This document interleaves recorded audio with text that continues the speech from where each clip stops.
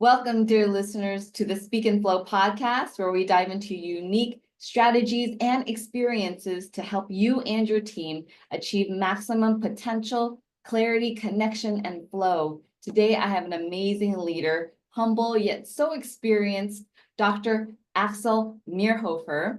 After leaving the military, he founded two companies, one of which is named AMC, and the other is Leading Wealth. Ideal Wealth Grower. So welcome, Axel. Glad you're here. Yeah, hi, Melinda. Thank you for having me.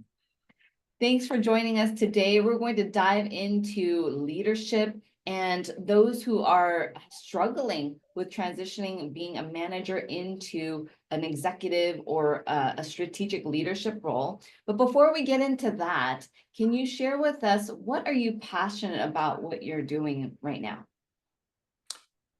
Yeah, thank you. I mean, I have always had this motto through my career. And like we said before we recorded, I basically kind of had 3 careers in my life so far.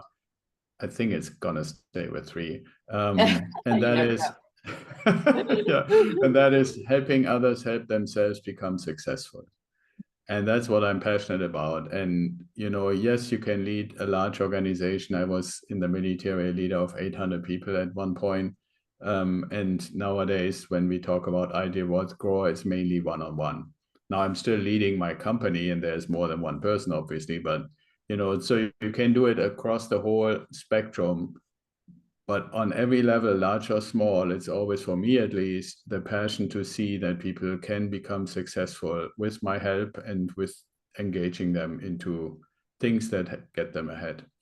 Oh, I love that. It feels good to see people grow and develop and do better for Yeah. themselves. Well, from a leadership perspective, I believe the biggest kind of overarching big frame thing in leadership is that we all know that there's always change. And so when I basically went and did my studies in the field of leadership, I really became a fan, in a sense, of a guy named John Kotter, who wrote a lot of books about, one of which is actually called Leading Change. For your audience, by the way, if you now want to jump and get that book, don't.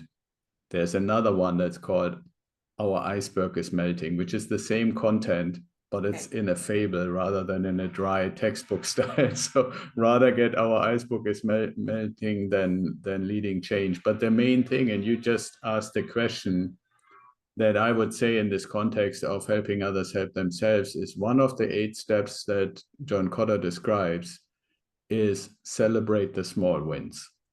And that's really motivating for both the person who is advancing and evolving, and somebody like me in the role of a mentor and a leader and a coach and a trainer, and all those things basically woven together to celebrate those small wins together.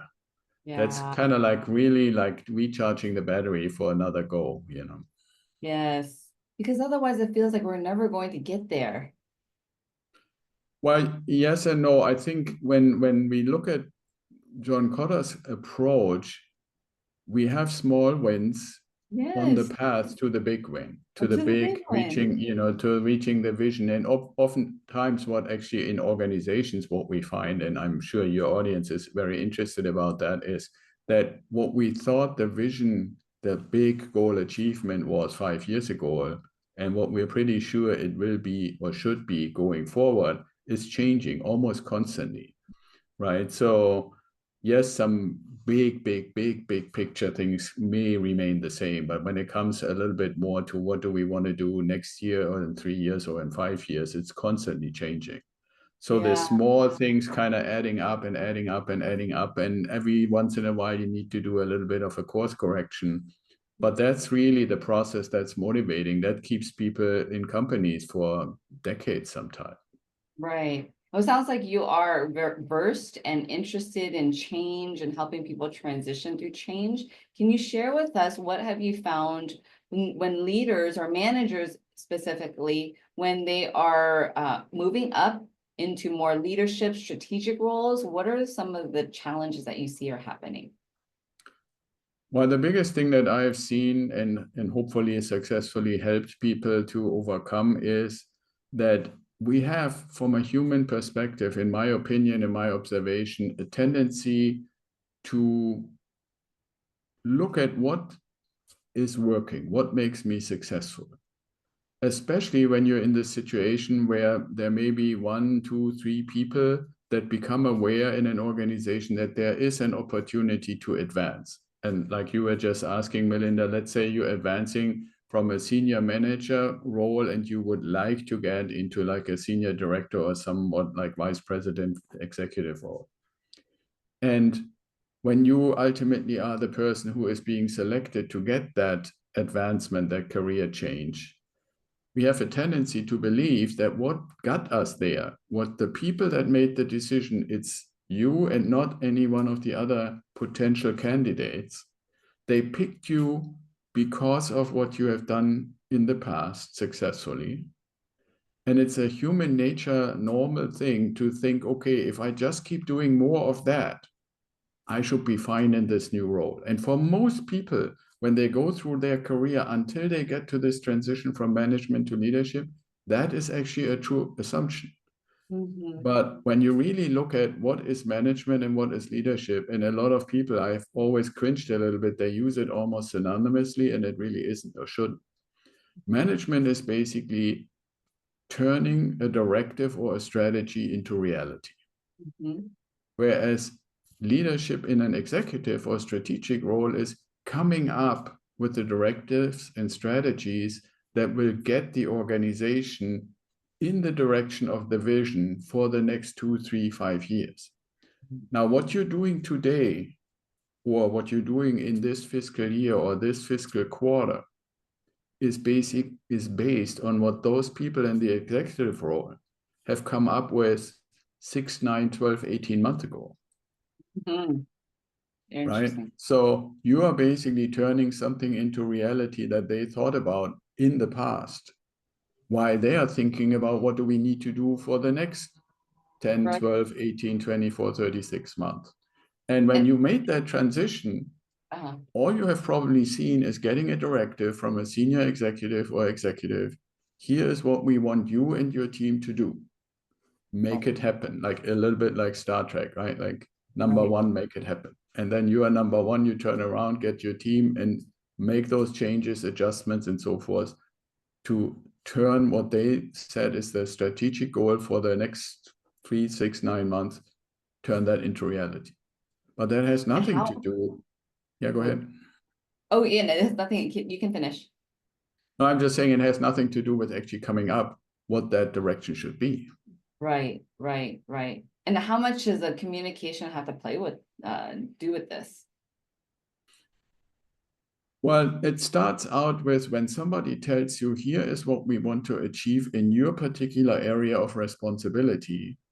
It is pretty well defined, even though the individual little processes and procedures can be adapted and changed by you as the manager. Now, think about strategy means you have to make assumptions on how the environment that your organization is operating in is going to change that you cannot influence. For example, if you look at the money side, we have a certain fiscal environment that the business in your industry or your company is living in.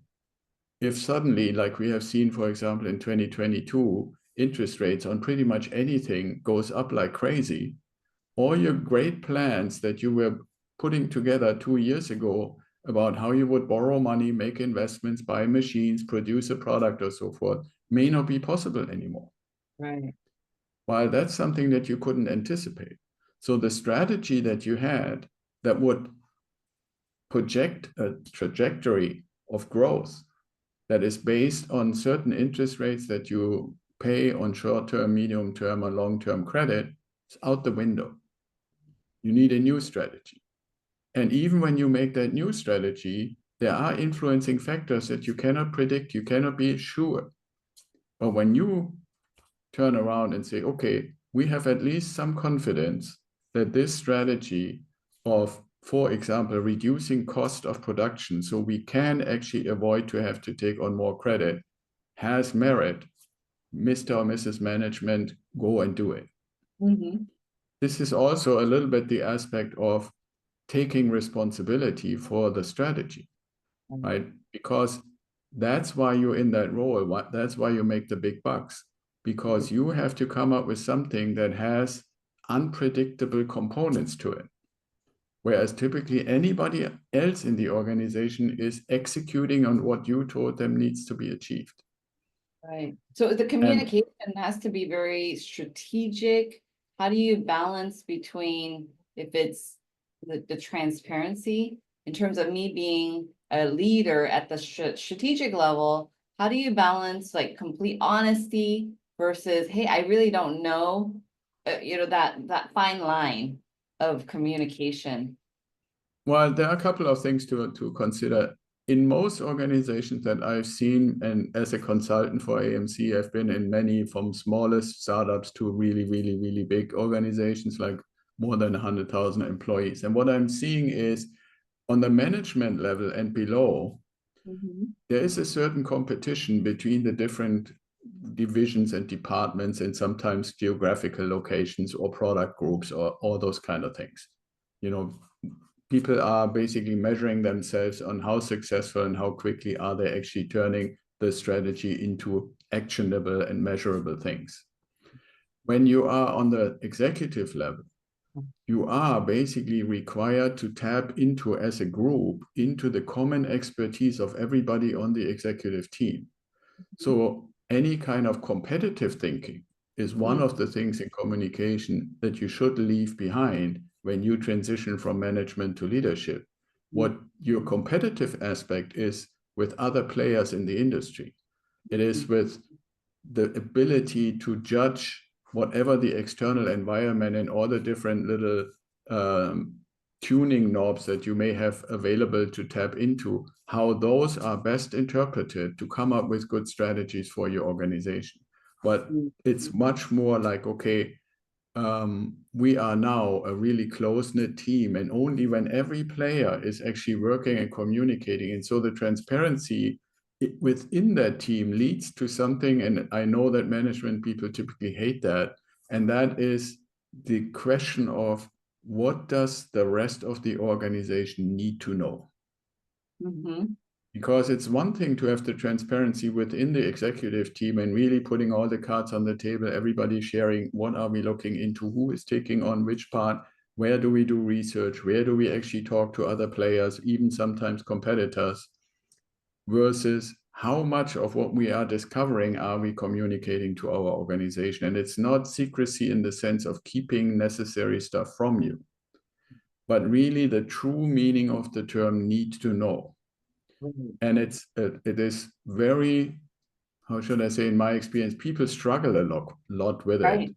Where they were all their career, they were encouraged to basically share as much as possible. So your employees and the people that report to you are seeing what you're doing, you're sharing the information, you're making them, you explain to them why they're doing certain things.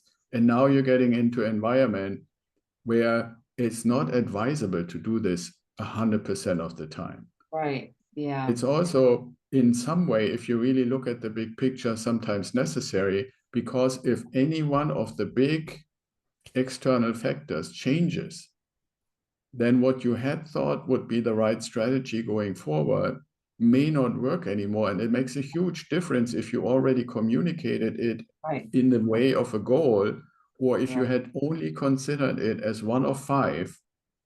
And you ultimately decide when the time is right, which one of those five is the one that we actually really now apply into our organization, right? So that's, for example, something very foreign to people who come from management.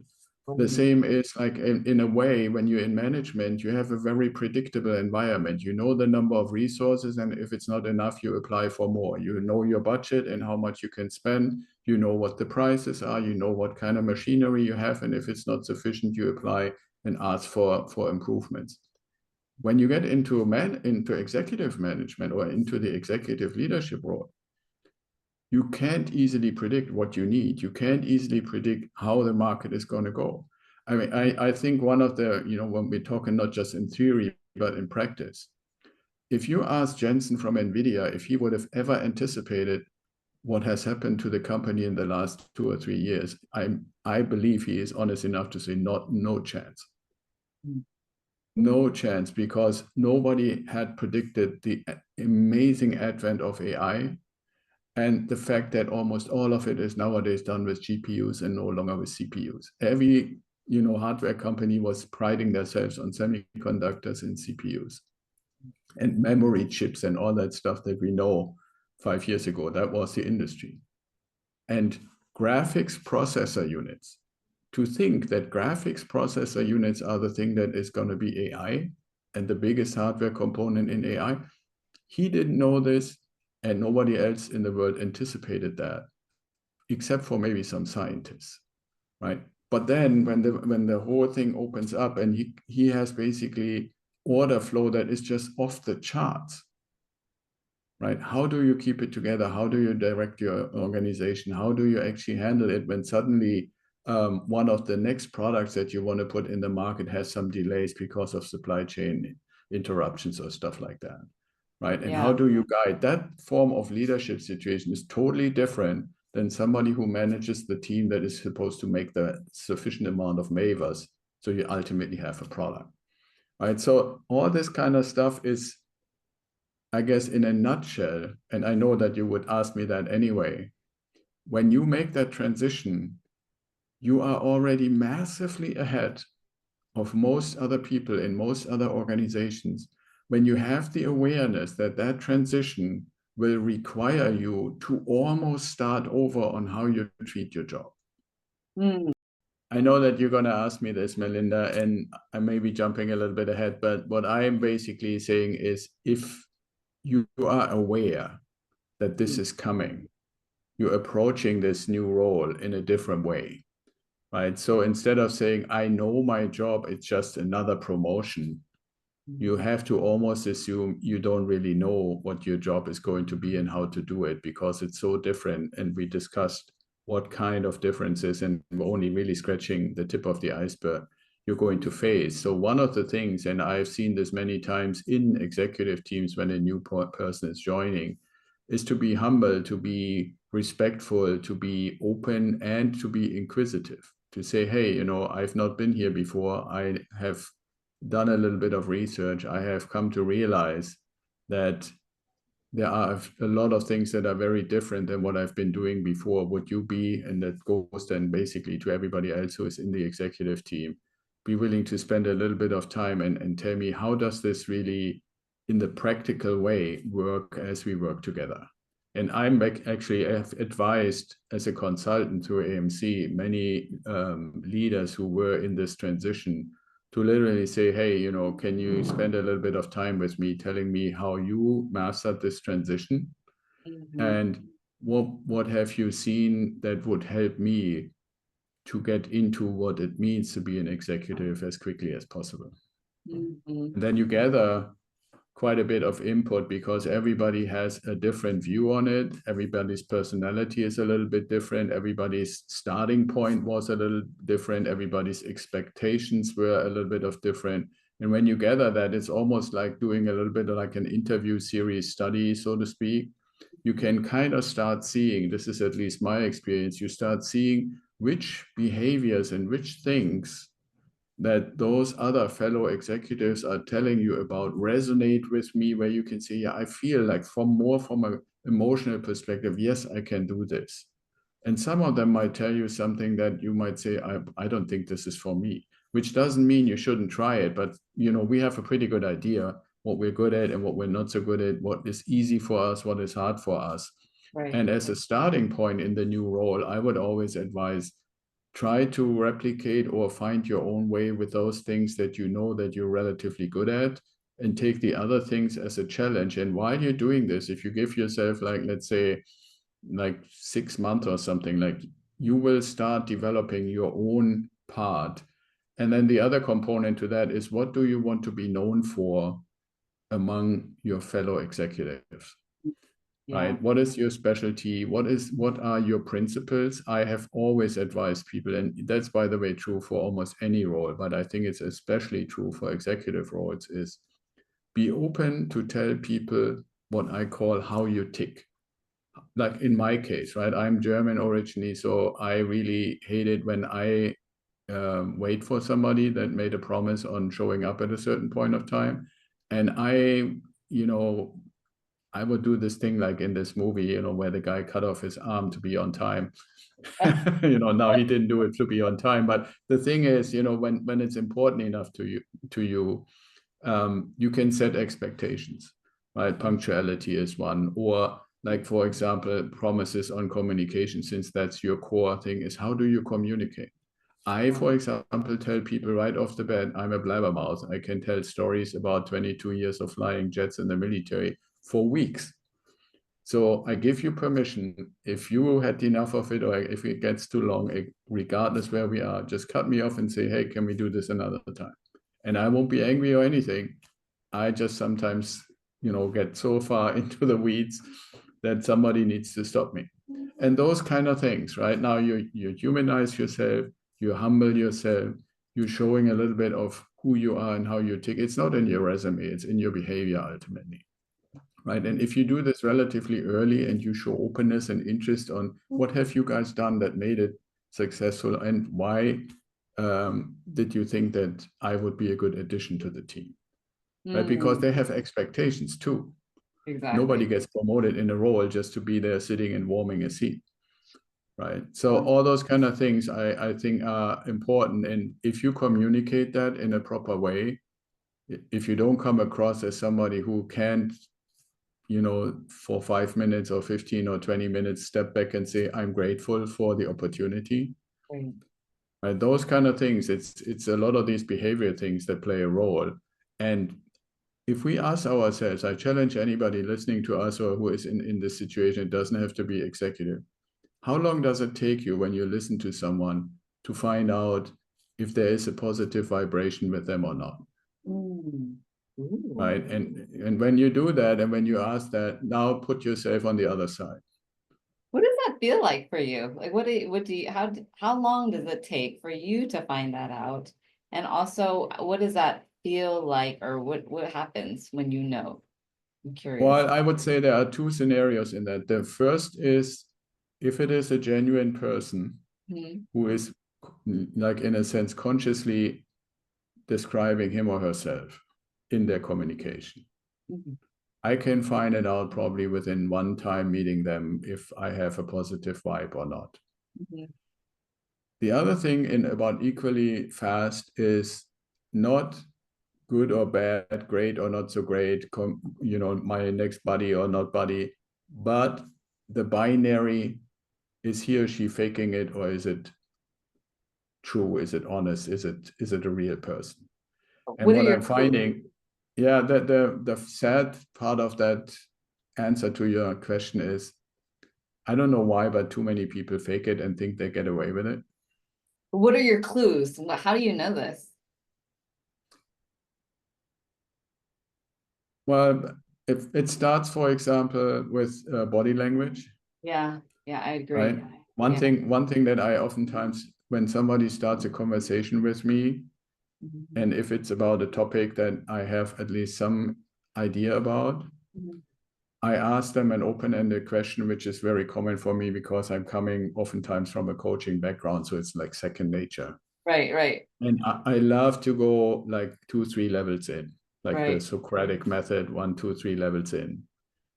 And you can tell if somebody looks and behaves and has a very positive, energetic body language and responds and has a conversation with you throughout, or if it's kind of like a house of cards that starts crumbling as soon as you ask the first or the second or latest the third question, where, you know, like you feel it, that there is no real substance to it.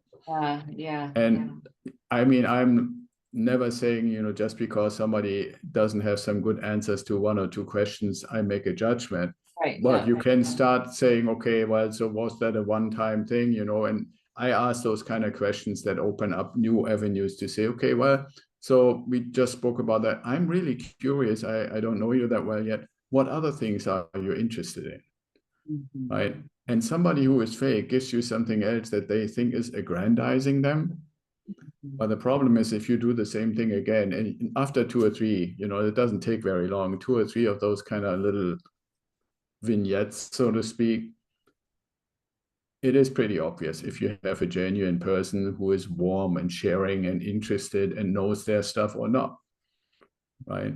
And I'm not saying it's a perfect thing, because I can admit that there were 1 or 2 cases out of hundreds where I was wrong after all, where it wasn't really fake for consciously fake. It was basically so completely overwhelmed that they thought they're better off to put up a front, and their true self wasn't really coming through.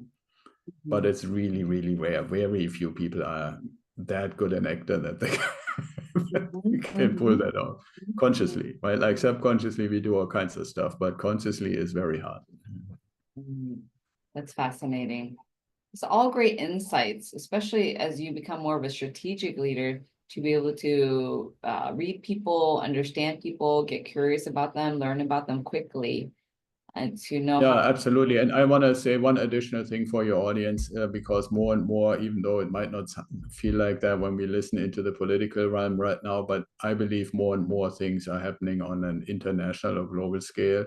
So as a leader, and especially in a strategic role, you have to also, if you haven't before, start at the latest at that point, spend some significant amount of time to really get some understanding about cultural differences.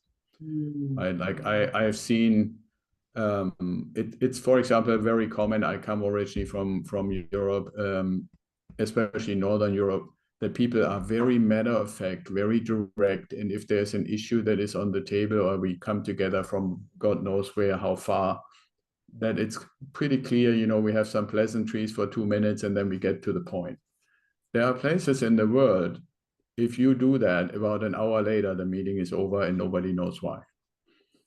Because you didn't really gain the respect and the relationship, right? There are cultures who put more emphasis on relationship than on the content that is ultimately in the contract. Right. Fascinating, and especially with the global scale and all of our companies going, everything's so interconnected. It's so important. Right. So you can see, if you listen to this or watch this, there are a lot of these dynamics that are important, and they don't show up so much when you're in a management role and you're mainly executing a directive. But they are massively, massively important when you are in a leadership and executive role, and you are supposed to come up with strategies and vision, because you can never do this all on your own. And in many businesses nowadays, where we are internationally connected and supply chains are connected and so forth, the cultural and the visionary aspects kind of play together. And you have to learn that. That's why the transition is so hard, because you need to learn how to do that. And in light of the fact that what made you successful before doesn't work anymore. Right, exactly. Right. So shedding the old and then stepping into a new version of leadership for yourself.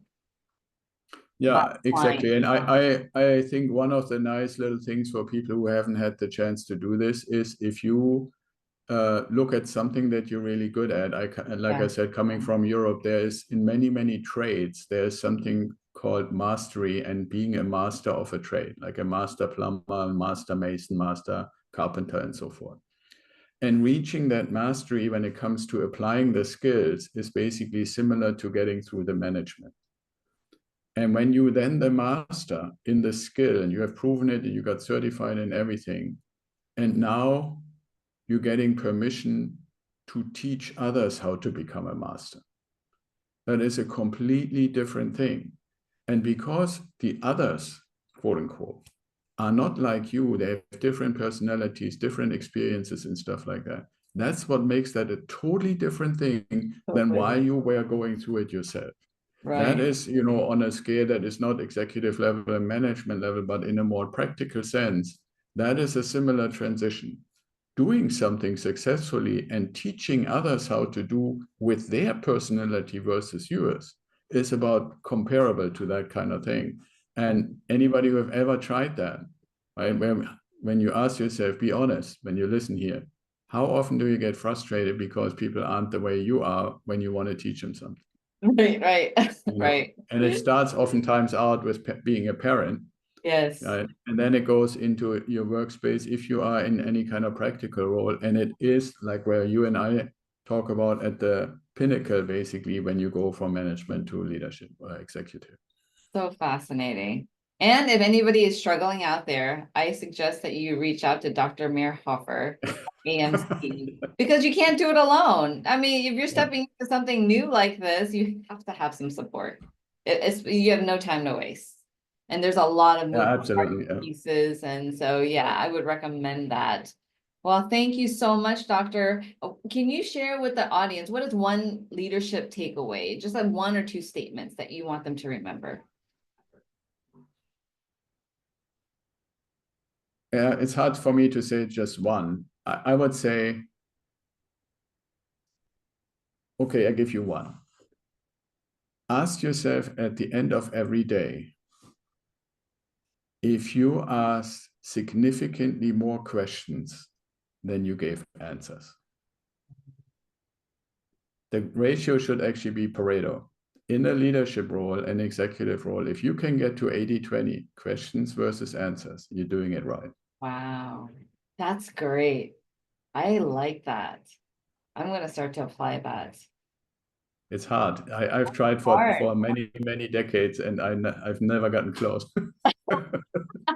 Well, it's continually evolving, right? Right. That's great. That's great. Wow, that's great. I love that. And then it's not, it could just be asking ourselves questions too, or asking other people questions and asking what is happening around us. Yeah, absolutely. I mean, if that's why I said, there are so many things that I would recommend in this context. If we stay with this, I also recommend have an accountability buddy, right? Because we all don't like to admit it, but we might be lying to ourselves. Yes. Right. If you ask yourself that question, you might say 60-40, and your accountability buddy might say you're full of it. It's the other way around. Right.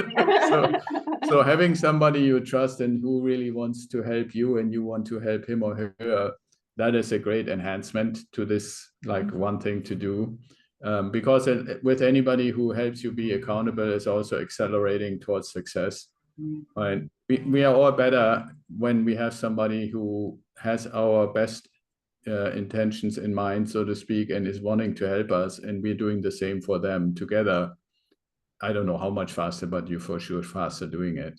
Especially, like the reminders are, it's not chastising you, it's just being reminded to consciously do this. Like when I first started, I always put these little silver balls into the left pocket of my pants and try to get them to the other side by like every few hours, bring one out as a reminder. Hey, how did I do the last couple of hours or in this last meeting and so forth? And then put them, so just because it's something tangible that you feel, it's there. And at the end of the day, there were many, many days where barely any went from one side, from the left to the right, because I just forgot, I forgot. And awareness. You're aware. Yeah, Hey, it didn't happen today. We could do better tomorrow. Yeah, and that's why a person is even better, right? Like those are little tricks, but if you have a person that you're interacting with on a daily basis, and nowadays with our communication tools, they can just shoot you a quick WhatsApp or an SMS or something like that to say, hey, did you pause, right? Like that's the other thing. Yeah, you can come up with a little slogan, something simple like, did you pause yet? That's it. Which reminds you, okay, I didn't. I should maybe just stop for a moment and think and ask that question and give an answer.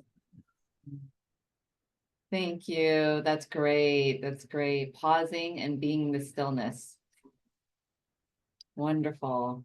Thank you so much, Doctor. And I really appreciate your insight and all the valuable tips that you shared with us on being a strategic leader versus a manager, and the amount of awareness, effort, considerations, variables that need to happen in order to be a strategic leader.